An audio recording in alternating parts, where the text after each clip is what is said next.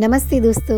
आज के इस वीडियो में हम जानते हैं देवताओं द्वारा दिए गए ऐसे 10 वरदान जिनको जानकर रह जाएंगे आप हैरान। आपने मेरे इस प्रोफाइल में पहली बार ये वीडियो देख रहे हो तो आगे के वरदान जानने के लिए मेरे आगे का वीडियो देखिए। आज के इस वीडियो में मैं चौथा वरदान आपको बताऊंगी जो 10 बड़े वरदानों में से एक है, जो है महिषासुर का वरदान। महिषासुर असुर सम्राट रंभ और उसके भाई करंभ ने अग्नि और वरुण देव को प्रसन्न कर उनसे वरदान प्राप्त किया था। जहां अग्निदेव को प्रसन्न करने के लिए असुर रंभ ने आग के छल्ले में बैठकर कठोर तप किया था, वही करंभ ने जल के भीतर रहकर वरुण देव के लिए तपस्या की थी। अंत में इंद्रदेव ने मगरमच्छ का रूप लेकर करंभ का वध किया था और बाद में इंद्र के व्रज के वार से रंभ की मृत्यु हुई थी। पानी में रहने वाली भैंस और असुर सम्राट रंभ की संतान महिषासुर ने भी घोर तपस्या की। रंभासुर का पुत्र था महिषासुर, जो अत्यंत शक्तिशाली था। उसने अमर होने की इच्छा से ब्रह्मा को प्रसन्न करने के लिए बड़ी कठिन तपस्या की। ब्रह्मा जी उसके तप से प्रसन्न भी हुए। वे हंस पर बैठकर महिषासुर के निकट आए और बोले, वत्स उठो, इच्छानुसार वर मांगो। महिषासुर ने उनसे अमर होने का वर मांगा। ब्रह्मा जी ने कहा, वत्स, एक मृत्यु को छोड़कर जो कुछ भी चाहो मैं तुम्हें प्रदान कर सकता हूँ, क्योंकि जन्मे हुए प्राणी का मरना तय होता है। महिषासुर ने बहुत सोचा और फिर कहा, ठीक है प्रभु, देवता, असुर और मानव किसी से मेरी मृत्यु ना हो, किसी स्त्री के हाथ से मेरी मृत्यु निश्चित करने की कृपा करे। ब्रह्मा जी एव मस्तु कहकर अपने लोक चले गए। वर प्राप्त करके लौटने के बाद महिषासुर समस्त दैत्यों का राजा बन गया। उसने दैत्यों की विशाल सेना का गठन कर पाताल लोक और मृत्यु लोक पर आक्रमण कर समस्त को अपने अधीन कर लिया। फिर उसने देवताओं के इंद्रलोक पर आक्रमण किया। इस युद्ध में भगवान विष्णु और शिव ने भी देवताओं का साथ दिया, लेकिन महिषासुर के हाथों सभी को पराजय का सामना करना पड़ा और देवलोक पर भी महिषासुर का अधिकार हो गया। वह त्रिलोकाधिपति बन गया। भगवान विष्णु ने सभी देवताओं के साथ मिलकर सबकी आदि कारण भगवती महाशक्ति की आराधना की। सभी देवताओं के शरीर से एक दिव्य तेज निकलकर एक परम सुंदरी स्त्री के रूप में प्रकट हुआ। हिमवान ने भगवती की सवारी के लिए सिंह दिया तथा सभी देवताओं ने अपने अपने अस्त्र शस्त्र महामाया की सेवा में प्रस्तुत किए।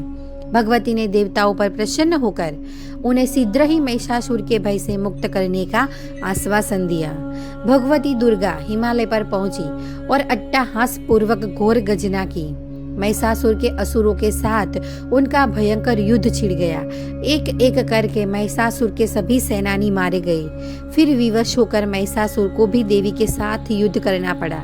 महिषासुर ने नाना प्रकार के माइक रूप बनाकर देवी को छल से मारने का प्रयास किया, लेकिन अंत में भगवती ने अपने चक्र से महिषासुर का मस्तक काट लिया।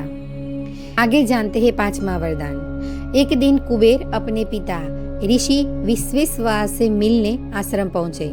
तब कैकसी ने कुबेर के वैभव को देखकर अपने पुत्रों रावण, कुंभकर्ण और विभीषण से कहा कि तुम्हें भी अपने भाई के समान वैभवशाली बनना चाहिए। इसके लिए तुम भगवान ब्रह्मा की तपस्या करो। माता की आज्ञा मानकर तीनों पुत्र भगवान ब्रह्मा के तप के लिए निकल गए। विभीषण पहले से ही धर्मात्मा थे। उन्होंने 5000 वर्ष एक पैर पर खड़े होकर कठोर तप करके देवताओं से आशीर्वाद प्राप्त किया। इसके बाद 5000 वर्ष अपना मस्तक और हाथ ऊपर रखकर तप किया, जिससे भगवान ब्रह्मा प्रसन्न हुए। विभीषण ने भगवान से असीम भक्ति का वर मांग लिया। विभीषण श्री राम के भक्त बने और आज भी वे अजर अमर हैं। कुंभकर्ण ने इंद्र पद की अभिलाषा से अपनी इंद्रियों को वश में रखकर 10,000 वर्षों तक कठोर तप किया। इसके कठोर तप से भयभीत होकर इंद्रादि देवताओं ने देवी सरस्वती से प्रार्थना की। कुंभकर्ण के वर मांगते समय आप उनकी जीवा पर विराजमान होकर देवताओं का साथ देना। तब वर मांगते समय देवी सरस्वती कुंभकर्ण की जीवा पर विराजमान हो गई और कुंभकर्ण ने इंद्रासन की जगह निंद्रासन मांग लिया। आइए आगे देखते हैं छठा वरदान जो रावण को मिला था। इधर रावण ने अपने भाइयों से भी अधिक कठोर तप किया।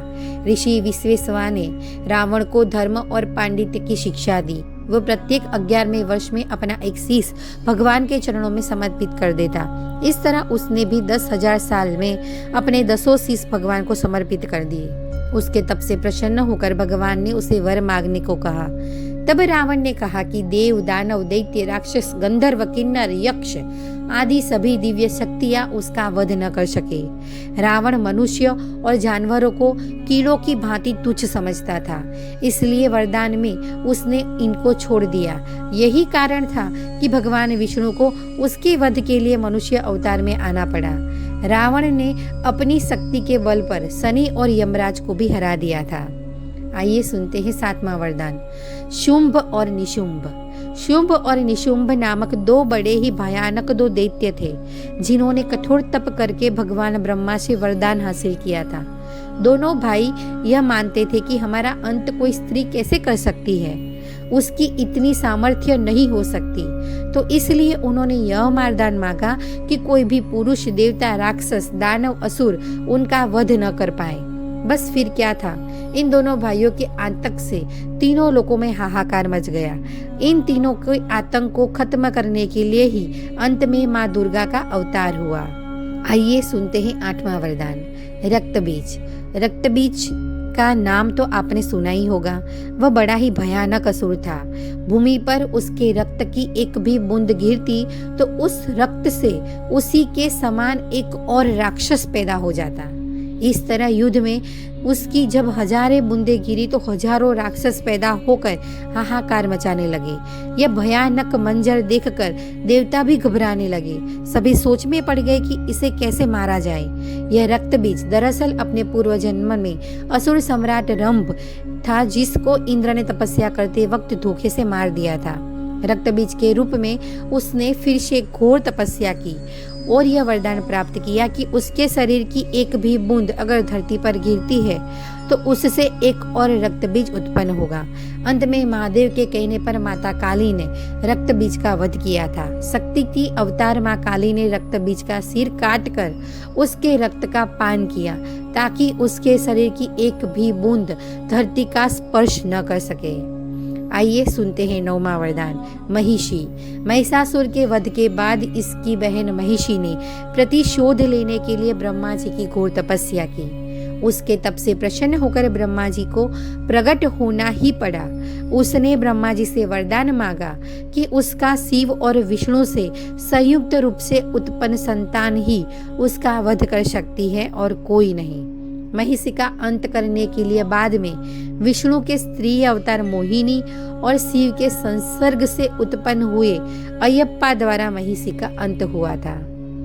आइए लास्ट में सुनते हैं 10वां वरदान जो है राजा बलि का। सतयुग में असुरों के एक राजा बलि हुए जो महाशक्तिशाली और परम दानवीर थे। असुर वंश में जन्म लेने के बावजूद ये भगवान विष्णु के भक्त थे। उन्होंने अपने बल से इंद्रलोक सहित संपूर्ण पृथ्वी पर आधिपत्य स्थापित कर लिया था। देवताओं की प्रार्थना पर भगवान विष्णु वामन का रूप धारण कर प्रकट हुए और बलि से 3 पग भूमि दान में मांगी। 2 पग में भगवान ने पृथ्वी व देवलोक को नाप लिया और तीसरा पग रखने के लिए जब कुछ नहीं बचा तब बलि ने अपना सिर आगे कर दिया। भगवान ने राजा बलि की उदारता से प्रसन्न हुए और चिरंजीवी होने का वरदान दे दिया।